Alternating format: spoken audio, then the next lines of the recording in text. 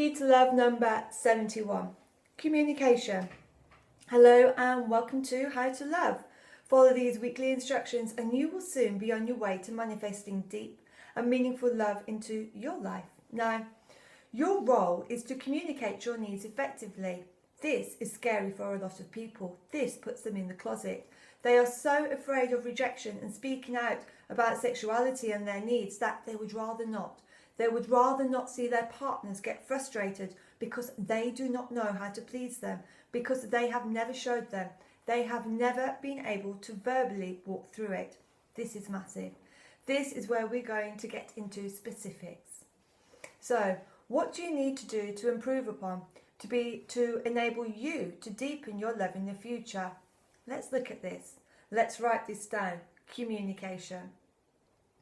Hi, I'm Selina Stone, a Master Life Coach, and I will be presenting to you each week with a new key that opens a door to love. These wisdoms and teachings that I'm sharing with you were passed on to me by my mentor and teacher, David Essel, who has over 30 years experience and a high success rate amongst his clients. Between now and our next session, I want you to go deep and really look at this question, and every day for the next 7 days following these 3 steps, this is what I want you to do. Step 1. Write down this question and think about it. Communication. How do you need to improve your communication level in love to deepen it? What do you need to do communication-wise? What do you need to do different to deepen your relationship? Do you need to speak more honestly? This is taking us back into breaking codependency relationships where your partner says, I really love Indian food, and you say, I'm not really a fan of it. Oh my God, this is deepening your communication right there by being honest. Are there any questions that turn you on during lovemaking? So we want to find out if there are any words during love making that will enhance. The brain is the biggest sex organ in the world. If you start communicating better, you start communicating better with your partner, you can start opening up your brain. And if they start hearing words they love to hear, and we're doing this in a respectful way, we're not putting anyone off. We're saying, what do you like? What don't you like? What turns you on? What turns you off? This is so incredibly important. Needs. We really need to communicate our needs.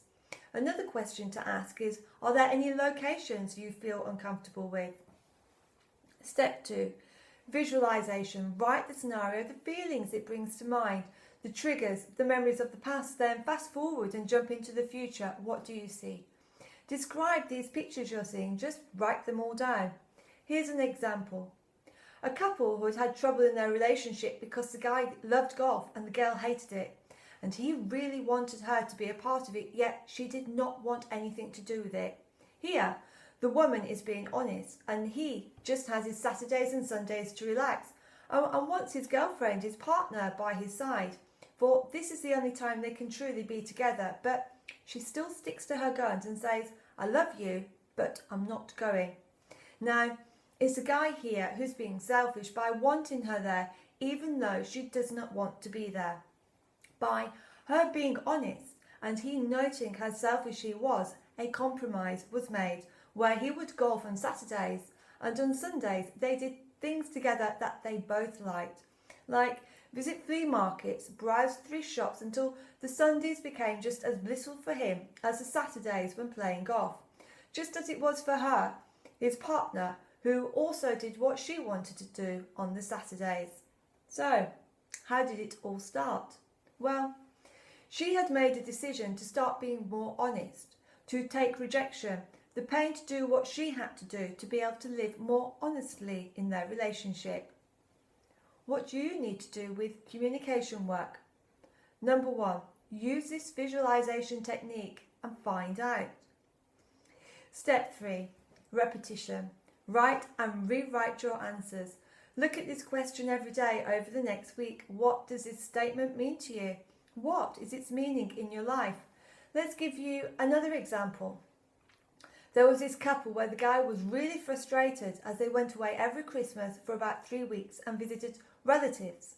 And his girlfriend would not be physically intimate for these 3 weeks, and it drove him crazy.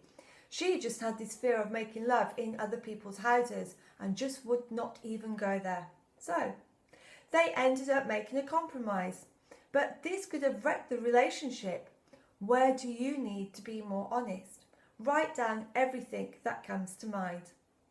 Well, that's all we have time for today. I look forward to your tuning in again next week. In the meantime, please subscribe to my YouTube channel and you'll be notified when the next session is aired. Together, we can stay on track to creating a deep and meaningful love into your life, and that's the reason I'm here. And if you feel you'd like me to personally coach you, inspire and motivate, then please feel free to contact me via my website, selinastone.com. As always, until next week, be lucky.